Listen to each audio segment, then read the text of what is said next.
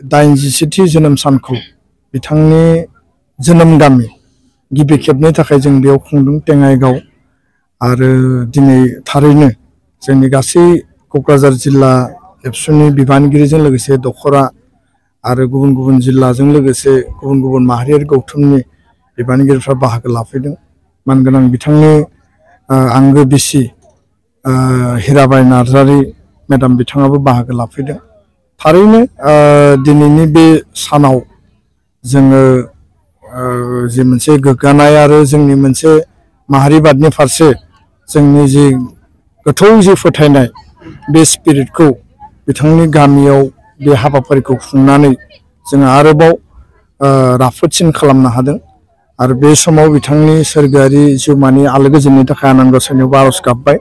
लोगोसे 2024 मायथाइ बे गोदान बोसोरा बिथांनि जि जोनोम सान खुंनायजों जि दुलाराय बर' फरायसा आफादा जागायबाय फैबाय थानाय समाव हारिनि थाखाय जोङो आरोबाव बांसिन आरो गोख्रोंसिन हाबा मावलांनो हागोन जोंहा फोथायनाय दङ। खारन बड'लेण्ड सोमावसारनाय आरो बड'लेण्ड जि दाबिनायनि मोनसे थासारिमोन बे समाव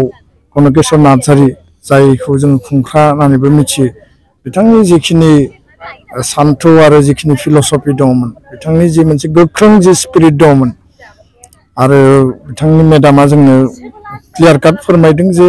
बड'फा उपेन्द्रनाथ ब्रह्मआ जि समाव बिथाङा एबसुनि नेतृत्व होदोंमोन बा दैदेनदोंमोन सोमावसारनायखौ आलादा रायजोनि जि दाबि बे समावबो कनकेश्वर नार्जारी बिथांनि न'आव थाफैयोमोन सावरायोमोन। गोबां माखासे जिखिनि भारतनि संबिधानाव थानाय बा डेम'क्रेसिनि जिखि मोनसे पलिटिकेल सिनारिय' आरो देशनि माखासे पलिसि नीतिफोरनि सायाव जे आलादा रायजो सोरजिनायनि थाखाय मेक्सिमाम लेभेलनि माबायदि एफर्ट खालामनांगोन माबायदि सोमावसारनांगोन स्ट्रेटेजिया मा जानांगोन आरो गामि आरो जोंनि बर' रायजो राजाखौ जावरिखांहोनायाव जोङो माबायदि रल प्ले खालामनांगोन मबिलाइजेसनखौ बोरै खालामनांगोन बिनि सायाव गोथौ आरो गुवारै सावरायनायनि बाथ्राखौ बिथाङा दिनैबो फोरमायदों सिगाङावबो फोरमायदों। आरो जि मोनसे थासारिमोन माने बैसो जानाय उन्दै गथ'फोरानो जा लाइमोन सेंग्रा सिख्लायानो जा आलादा रायजो बड'लेण्ड बा बड'लेण्डनि दाबि होनना बुङोब्ला बै समाव बयनिबो जि माने गोसो आरो मोदोम मेलेम गोदौखाङोमोन बा जोंनि सानस्रि आरो सान्थौआ हारिनि फारसे जि थासारियानो फैया मानो बिनि थाखाय बावसोमनाय मोनसे जि गोसो बे गोसोआ बयनियाबो माने क्लियारमोन। दा बेखायनो जाय नंगुबै हिर' जि कनकेश्वर नार्जारी आरो बिथाङा सासे जोंनि हारिनि गेदेमा दैदेनगिरि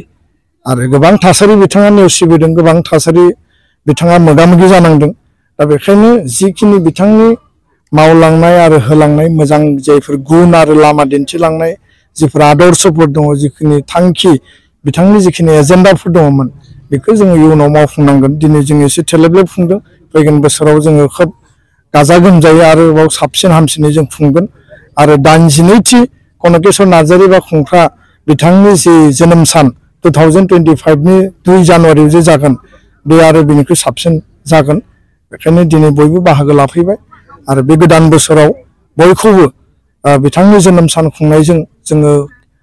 फिन खेबसेबां थुलुंगा होनायजों लोगोसे जों गावबो थुलुंगा मोनदों आरो हारिनि थाखाय जों बावसोमगोन। एकर्ड इमप्लिमेन्टेसननि जिखिनि आद्रा जिखिनि दफाफोर दङ बेखौ टाइम बाउन्ड इमप्लिमेन्टेसननि थाखाय जि परिबेस जि चेलेन्जेस फैया मानो जों मावफुंनायनि थाखाय जोङो बयबो डिटारमाइन आरो बेयाव खुनु कम्प्रमाइसनि बाथ्रा गैया। सिगाङावबो जोङो एखे बाथ्राखौनो बुंदों दिनैबो बुंगोन इयुनावबो बुंगोन एबसुनि माहारि दानाय आरो हारिनि थाखाय हाबा मावनाय हारिनि थामोनथा रैखाथि हारिनि माने जि मर्यादा बेखौ जाहाथे एक बिन्दुबो गाहायाव फैनो होआ बिनि थाखाय जिखिनि जोङो बेबस्था लानांगौ आरो एकर्डआ टाइम बाउन्ड इमप्लिमेन्टेसन जायोबा सिमाया क्लियारै रोखायै आबुङै गासिबो जाफुंसारनायनि उनाव समस्ति दाफुंनायनि उनाव आथिखालनि जि बिटिसि बा बिटिएडि बेखौ बिटिआर बिमुं सोलायनानै बिटिसि काउन्सिल आरो बिटिआर जि मोनसे एडमिनिस्ट्रेटिभ एरिया बेखौ हारिनि थाखाय जोङो साबना हामना खालामनो हागोन। इयुन जोलैनि थाखाय जों मजबुत मोनसे पलिटिकेल मोनसे कन्स्टिट्यूशनल आरो मोनसे डेभलपमेन्टनि मोनसे माने थावनि हिसाबै जोङो थिक खालामनो हागोन आरो बर' कसारी काउन्सिलनि गामि सोसननाय आरो गुबुन गुबुन जेंनाफ्राबो गोख्रैनो जोबनांगौ भारतनि नखर मन्त्रि अमित शाह बिथांनि क्लियार मोनसे कमिटमेन्ट जेब्ला 2020 सनाव एकर्ड जादोंमोन एकर्डआव बिथाङा जेब्ला एकर्ड साइनिं सेरेमनियाव बिथाङा बाहागो लादोंमोन जे बिटिआर एकर्ड बा बड' पिस एकर्डनि जि दफा बा क्लजफोर दङ बेखौ टाइम बाउन्ड स्पिडी इमप्लिमेन्टेसन खालामनाय जागोन आरो मोनफ्रोमबो दफाखौ आखरे आखरे मावफुंनानै बिटिआर बड'लेण्ड ओनसोलनि जौगानाय आरो आसामाव आरो भारतआव थानाय बर'फोरनि थांना थानायखौ माने राफोद खालामगोन बा बिनि रक्षणाबेक्षणखौ मजबुत खालामगोन आरो एखे बाथ्राखौनो जों दाख्लै खोनाबाय आल्फानि जि मोनसे एकर्ड जादोंमोन बिथाङा एकर्ड साइनिं सेरेमनियाव दङमोन आरो जि स्पिरिटजों बिथाङा 2020 आव बर' एकर्डनि समाव दङमोन एखे खोथाखौनो दाख्लैबावै 29 तारिखआव आल्फा एकर्डनि समाव बुंदों जे बेयाव फुल स्टप बेयाव जि कमा आरो एकर्डनि जिखिनि माने क्लजफोर दङ बेखौ टाइम बाउन्ड स्पिडी इमप्लिमेन्टेसन खालामनाय जागोन आरो बर' एकर्ड आरो गुबुन गुबुन एकर्डखौ रिफारेन्सआव लानानै बिथाङा बुंदों जे टाइमनि एडभान्स बेखौ मावफुंनाया सोलिगासिनो होननानै दा जोंनि अबजारभेसन जिहेतु जों एकर्ड इमप्लिमेन्टेसननि पार्ट एन्ड पार्सेल